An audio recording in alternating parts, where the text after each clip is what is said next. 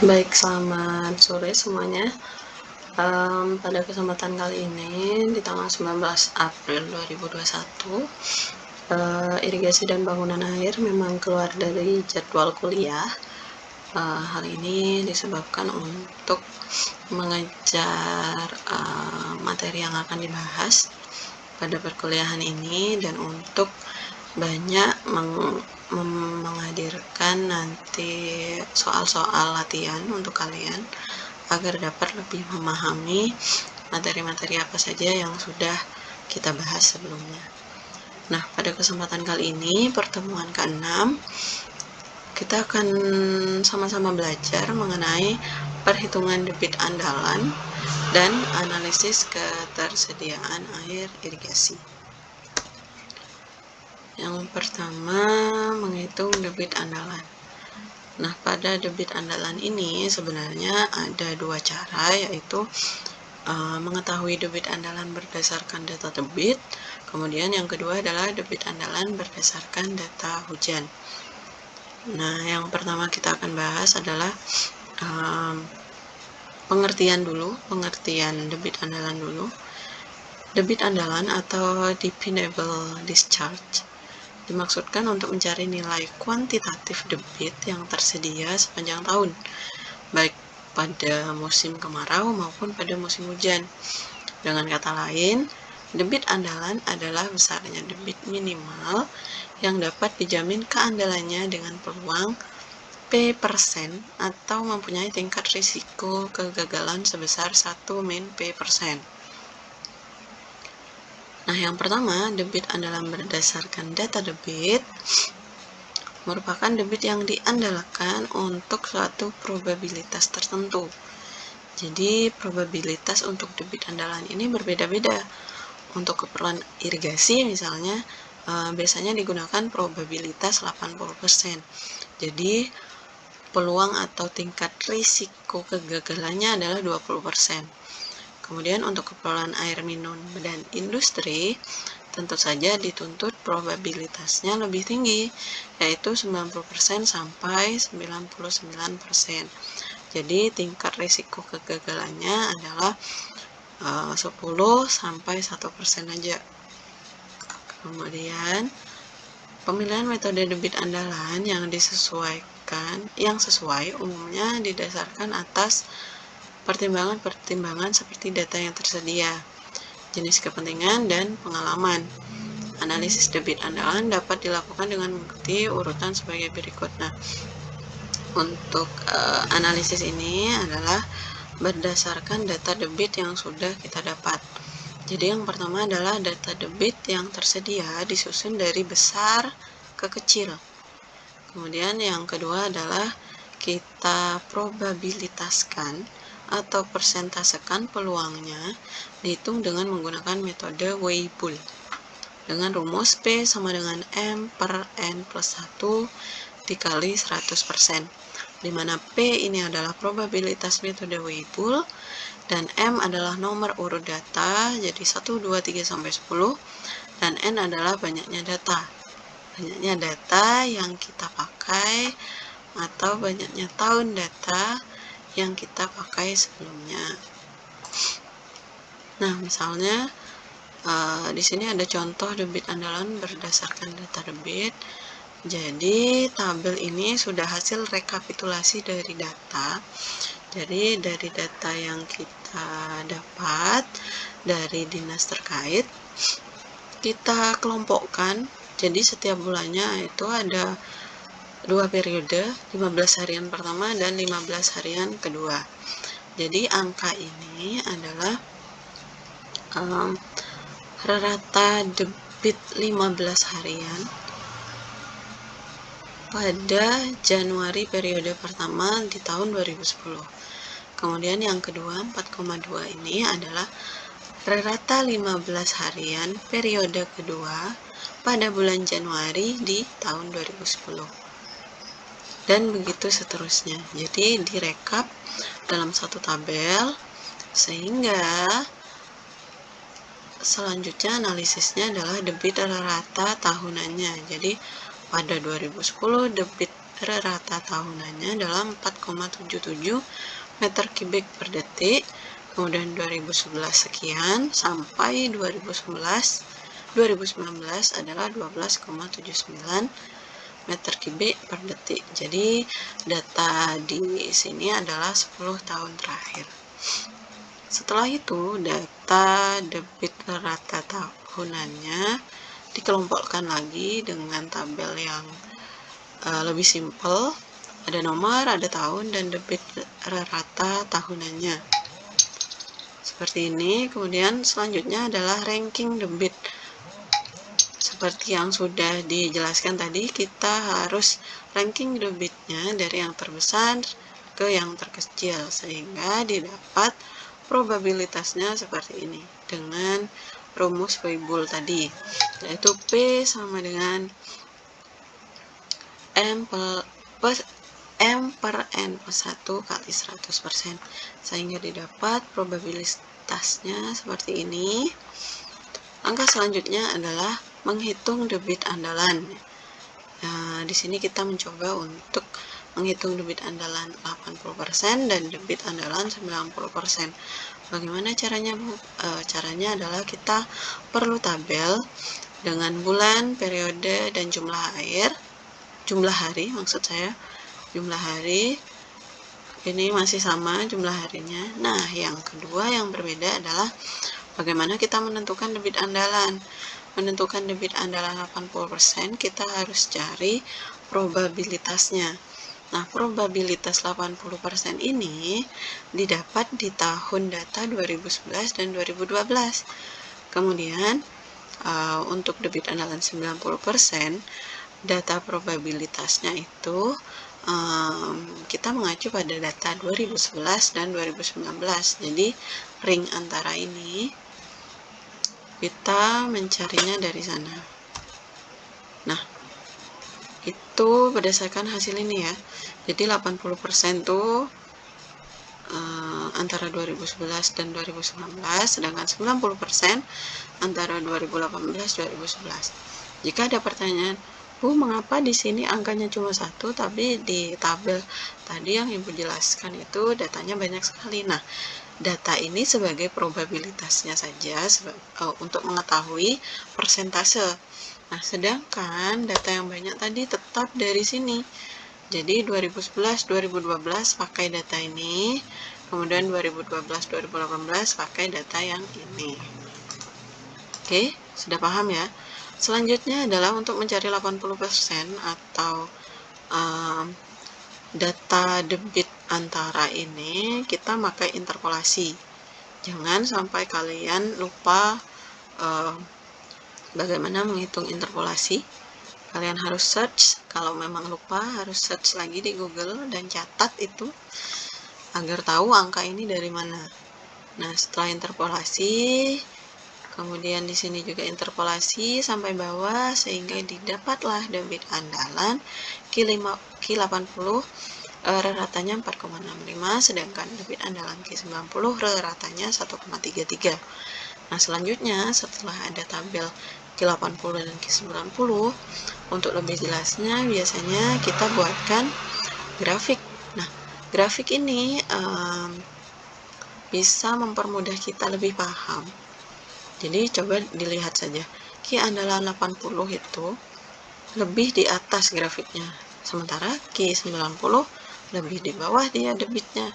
Mengapa? Nah, karena Q80 ini peluang kesalahannya atau kekeliruannya adalah 20%, sedangkan Q andalan Q90 peluang kesalahannya atau melencengnya data hanya 10% saja. Jadi tentu saja debit yang diperoleh 90 itu lebih kecil daripada 80 karena peluang kesalahan tadi. Oke, dari sini tentu paham ya. Nah, selanjutnya adalah debit andalan berdasarkan data hujan. Nah, di sini untuk debit andalan berdasarkan data hujan, Ibu tidak mempresentasikan bagaimana rumusnya, kemudian contoh-contohnya. Ini untuk menghindari kebingungan kalian dan untuk mengefisiensi waktu. Jadi di sini tapi jika kalian penasaran, kalian bisa di search di Google atau boleh DM saya untuk tahu seperti apa model-model penjelasan rumus-rumus yang dipakai untuk debit andalan berdasarkan data hujan. Oke, jadi di sini kita akan bahas penjelasan atau arti istilahnya saja. Nah, debit andalan berdasarkan data hujan ini ada 3 metode. Yang pertama adalah model hujan aliran dengan metode MOOC. Yang kedua, model hujan aliran dengan tank model. Yang ketiga adalah teori kesetimbangan air ITB. Yang pertama, model hujan aliran dengan metode MOOC. MOOC ini adalah penemunya pada tahun 73 dalam penelitian Sinaro di 87 menjelaskan tentang memperkenalkan model hujan aliran untuk diterapkan di Indonesia. Karena model tersebut mempunyai metode perhitungan yang relatif sederhana dan mudah penerapannya. Perhitungan dilakukan berdasarkan data curah hujan. Nah, jadi data yang diperlukan adalah data curah hujan, evaporasi atau penguapan, dan karakteristik hidrologi daerah tinjauan ya, diantaranya adalah luas das. Kemudian model MOOC dapat menghasilkan besarnya ketersediaan air di sungai. Jadi sama ya, nanti ujung-ujungnya juga akan menghasilkan debit andalan juga. Yang kedua adalah model hujan aliran dengan tank model. Nah, konsep dasar dari metode yang dibuat oleh DRM Sugawara ini adalah meniru daerah pengaliran air sungai. Nah, jadi dia mempresentasikan atau mengilustrasikan pengaliran sungai dengan menggantikannya dengan sejumlah tampungan yang digambarkan sebagai sederet tangki. Jadi sesuai ya, namanya tank model, jadi menggambarkannya dengan sederet-sederet tangki. Dan yang terakhir yang biasa digunakan yaitu metode kesetimbangan air ITB. Metode kesetimbangan air ialah proses keluar masuk dan storage air dalam suatu ruang tinjau dengan menggunakan hukum kekekalan massa, maka kalau dijumlahkan akan sama dengan 0. Jadi seberapa air itu disuplai itu sama dengan berapa yang keluar dan berapa yang digunakan dan berapa yang di keep atau di storage. Oke, misalnya nih ada 10 meter kubik yang disuplai, kemudian ada danau yang storage-nya 6 meter kubik, kemudian dipakai irigasi 3 meter kubik dan untuk domestik 1 meter kubik. Hasilnya adalah 10 dikurangi 6 dikurangi 3 dikurangi 1 itu sama dengan 0. Jadi ilustrasi sederhananya seperti itu. Kemudian lanjut lagi, teori kesetimbangan air selanjutnya dicoba dikembangkan di kelompok keahlian teknik sumber air ITB Bandung.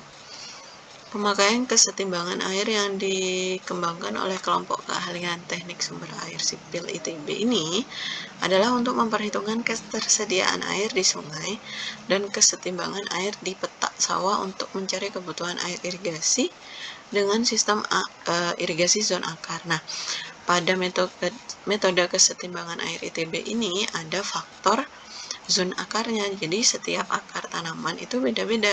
Setiap jenis tanaman itu zona akarnya beda-beda. Nah, jadi tabelnya seperti ini. Nah, metode kesetimbangan airnya. Jadi per zona akarnya itu berbeda-beda. Nanti jika kalian lebih jauh mendalami ini, kalian akan tahu seberapa sih koefisien zona akar padi, palawija, dan lain sebagainya. Oke, cukup untuk penjelasan metode mencari debit andalan berdasarkan data hujan.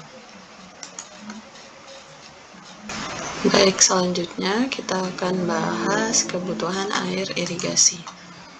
Nah, kebutuhan air irigasi dapat dihitung berdasarkan pada kondisi yang terbaik dengan memperhitungkan adanya tinggi genangan di sawah dan berdasarkan pada neraca air. Kebutuhan air irigasi di sawah ditentukan oleh beberapa faktor. Yang pertama adalah kebutuhan air untuk penyiapan lahan. Jadi kita harus tahu kebutuhan air sebelum padi atau palawija itu kita tanam. Yang kedua adalah hujan efektif. Yang ketiga adalah penggantian lapisan air. Yang keempat perkolasi. Yang kelima kebutuhan air konsumtif. Yang keenam adalah kebutuhan air irigasi. Dan yang ketujuh adalah efisiensi irigasi. Yang pertama kita bahas adalah kebutuhan air untuk penyiapan lahan. Nah, kebutuhan air untuk penyiapan lahan ini adalah total kebutuhan air dengan memperhitungkan kebutuhan air selama penyiapan lahan atau land preparation. Air pengganti akibat adanya perkolasi dan penggantian lapisan air atau dalam bahasa Inggrisnya adalah water layer replacement. Kemudian untuk menghitung kebutuhan air irigasi selama penyiapan lahan digunakan metode yang dikembangkan oleh Van de Goor dan Zijlstra. Ini ada di perencanaan irigasi KP01 ya. Kemudian metode tersebut didasarkan pada laju air konstan dalam liter per detik selama periode penyiapan lahan dan menghasilkan rumus seperti ini. IR/ME pangkat K E pangkat K min 1, yaitu adalah eksponen ya, bilangan eksponen.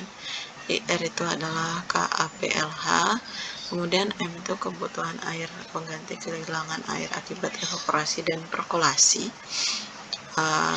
Rumusnya adalah EO plus P. EO itu adalah evaporasi, P ini adalah perkolasi. Biasanya perkolasi itu 2 atau 3 mm per hari.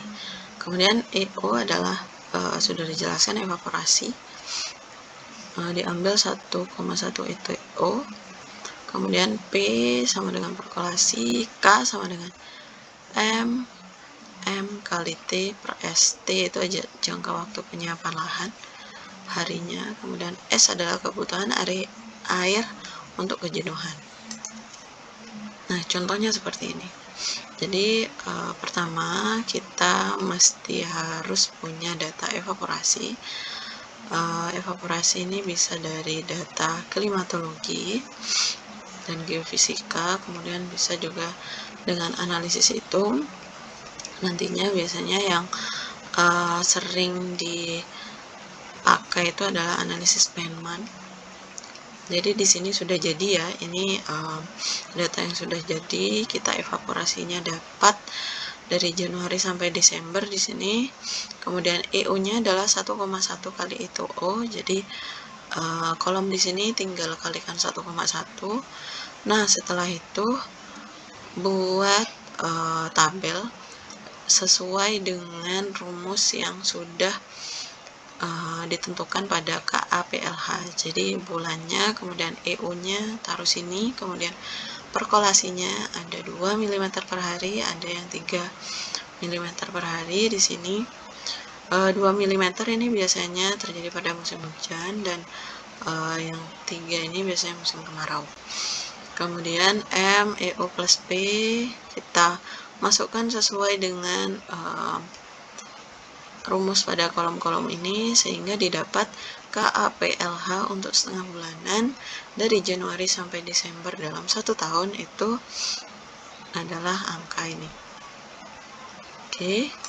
Kemudian next kita akan belajar bagaimana menghitung curah hujan efektif. Nah, rain efektif adalah curah hujan andalan yang jatuh di suatu daerah dan digunakan tanaman untuk pertumbuhan. Nah, curah hujan tersebut merupakan curah hujan wilayah yang harus diperkirakan dari titik pengamatan yang dinyatakan dalam milimeter.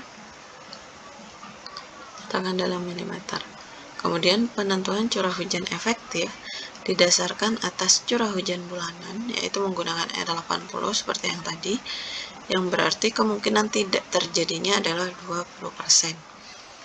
Besarnya curah hujan efektif untuk tanaman padi diambil 70%. 0,7 kali 1/15 R80. Kemudian untuk palawija diambil 40%. 0,4 kali 1/15 kali R80. Nah, R80 ini didapat dari urutan data dengan rumus Harza, yaitu M sama dengan N plus 5 plus 1. Dengan keterangan rumus seperti ini, kita lebih jauh di sini. Nah, ini contoh langkah-langkahnya. Jadi, contoh hujan efektif. Nah, diketahui data hujan hasil analisis Polygon Thiessen sebagai berikut. Dari Januari, Februari, Maret, April, Mei, Juni, Juli. Ini adalah hujan 15 harian dalam 10 tahun terakhir pada Januari sampai Desember. Oke, jadi ini sudah data jadi ya. Jadi sebelumnya kita analisis seperti pada pertemuan awal bagaimana cara menghitung Polygon Thiessen rata, kemudian dengan yang berdasarkan seperti kontur itu. Jadi datanya seperti ini, didapat tahunan hujannya dari 2010 sampai 2019, kemudian rata hujan selama 1 tahun adalah 98,3. Nah, dari data ini kita dapat penyelesaiannya. Hujan tahunan dari data ini. Jadi disederhanakan lagi tabelnya seperti ini. Jadi tahun 2010 sampai 2019 hujan tahunannya seperti ini. Nah, cara selanjutnya adalah sama seperti tadi, kita perlu ranking hujan. Nah, ranking hujan di sini terbalik dari yang rendah ke yang besar. Nah, perhitungan basic year-nya adalah R80. R80 N per 5 plus 1, berarti N-nya adalah 10, dibagi 5 adalah 2, plus 1. Jadi, hujan andalan metode basic year-nya adalah tahun 2018. Nah, jadi yang dipakai data analisis nanti adalah data hujan pada 2018. Nah, 2018 seperti ini data hujannya. Nah, jadi kita salin di sini untuk mengetahui curah hujan efektifnya. Kita salin di sini pada tahun 2018, kita sesuaikan. Kemudian bagaimana cara menghitung hujan efektifnya? Jadi kita memasukkan angkanya. Jadi hujan kali 1/15 kali R80. R80 yang ini ya. Jadi seperti ini. 0,7 kali 1/15 R80. Jadi yang ini 0,7 kali 1/15 kali ini. Kalau palawija adalah 0,4 kali 1/15 kali R80 ini. Jadi semua ditarik rumusnya, hasil hujan efektif padi dan palawijanya ketemu seperti ini. Oke. Kemudian selanjutnya adalah mengganti lapisan air atau water layer replacement. Kebutuhan air untuk mengganti lapisan air ditetapkan berdasarkan standar perencanaan. Nah, biasanya besar kebutuhan air untuk mengganti lapisan air adalah 50 mm per bulan atau 3,3 mm per hari selama 1,5 bulan. Selama sebulan dan 2 bulan setelah transplantasi atau awal tanam. Nah, nanti jauh lebih jelas nanti pada contoh.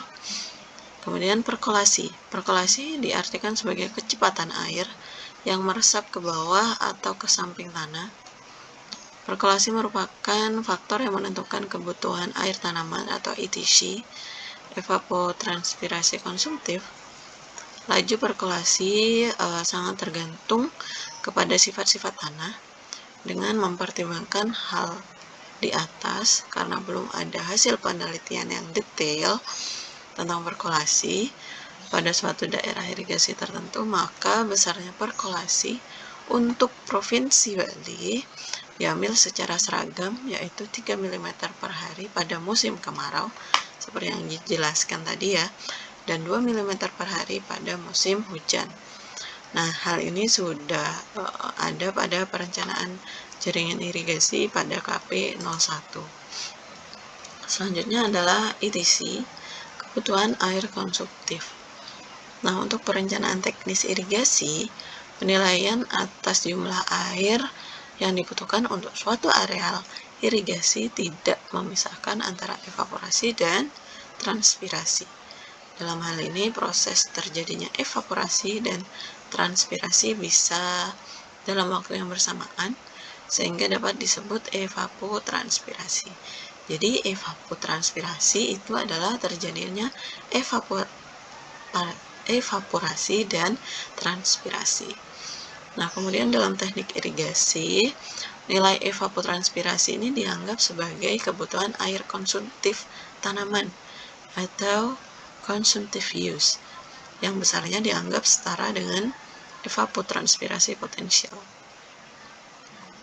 Kemudian formula atau rumusnya adalah ETC sama dengan KC kali I2O. ETC adalah kebutuhan air konsumtif dalam milimeter per hari, kemudian KC adalah koefisien tanaman. Jadi setiap tanaman yang ditanam, padi atau palawija, itu memiliki koefisien yang beragam, yang berbeda tentunya, dan itu adalah evapotranspirasi. Koefisien tanaman ini berbeda ya menurut jenis tanaman, waktu, kondisi tanam, dan kondisi lingkungan setempat. Koefisien tanaman untuk padi harus memperhatikan koefisien tanaman menurut FAO, dan bukan koefisien tanaman yang diusulkan oleh Nidiko Prosida, karena perhitungan ETO dihitung berdasarkan metode Penman modifikasi menurut FAO. Nah, ini adalah harga koefisien tanaman padi ya. Pada bulan pertama, kedua, ketiga, kemudian untuk varietas lokal itu koefisiennya sekian, varietas unggul seperti itu. Kemudian ada harga-harga koefisien palawija menurut FAO yang setengah bulanan. Ada 1, 2, jangka tunggu kedelai itu 85 hari, jagung 80, kacang tanah sekian.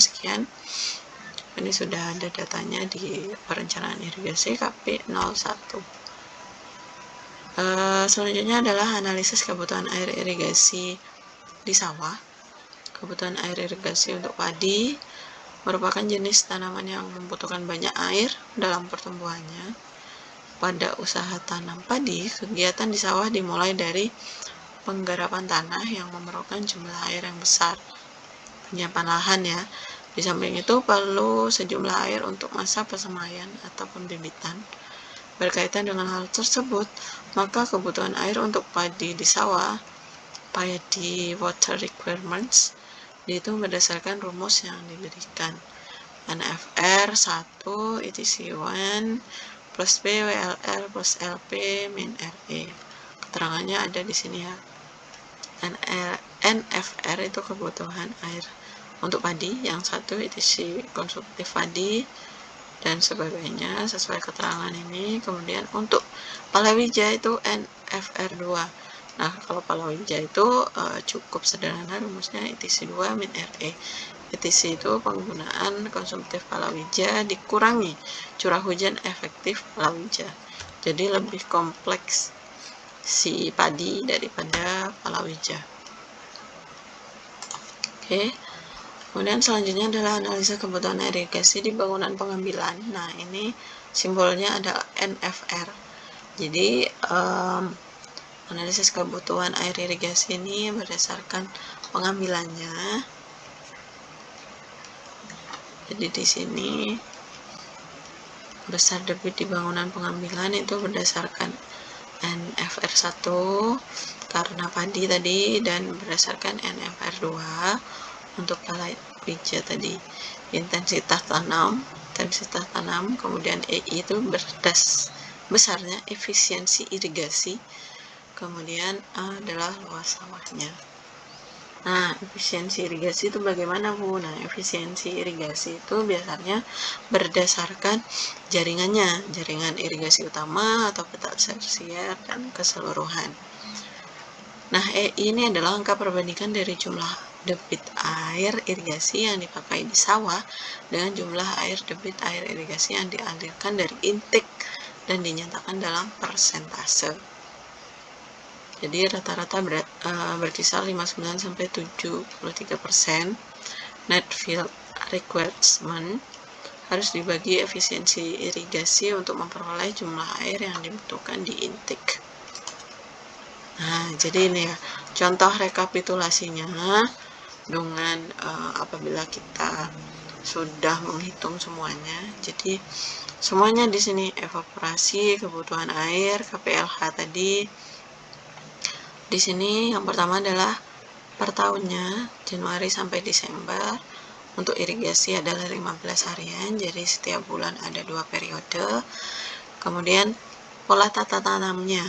Jadi setiap daerah irigasi itu mempunyai pola tata tanam yang berbeda.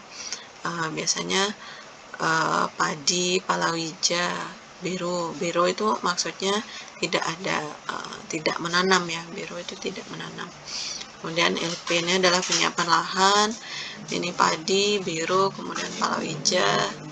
Berarti di sini untuk daerah irigasi pada contoh ini, pola tata tanamnya adalah padi, biru, palawija. Oke. Kemudian di sini sudah dijelaskan NFR 1, NFR 2. Jadi endingnya nanti adalah di neraca air. Jadi berapa sih kebutuhan air untuk irigasi? Totalnya berapa, kemudian debit andalan yang sudah kita hitung berapa. Nah, kemudian setelah itu kita kurangilah debit andalan dengan total irigasinya. Dia plus atau minus? Dia kurang air atau kelebihan air? Nah, di neraca air ini yang minus itu pada Oktober periode kedua. Di sini ada minus kebutuhan air irigasi. Nah, disinilah perlu adanya suplai air tambahan pada periode tersebut. Gitu ya. Jadi ujung-ujungnya nanti adalah air di sungai itu cukup enggak sih untuk mengaliri daerah irigasi. Di sini contohnya adalah Mambal pada luas lahan 947 hektar. Baik, saya rasa penjelasan tentang debit andalan, kemudian kebutuhan air irigasi cukup sampai di sini. Apabila ada pertanyaan, kemudian penjelasan lebih lanjut, bisa tulis di komen. Jadi untuk pertemuan kali ini penjelasannya cukup sekian. Semoga dapat dimengerti. Jadi kalian pahami secara perlahan. Jangan lupa mencatat. Kemudian lihat note-note penting, catatan-catatan penting yang sudah saya sampaikan untuk lebih memahami nantinya apabila sudah menghadapi ujian tengah semester. Cukup bagi saya pertemuan pada sore kali ini. Sekian, terima kasih.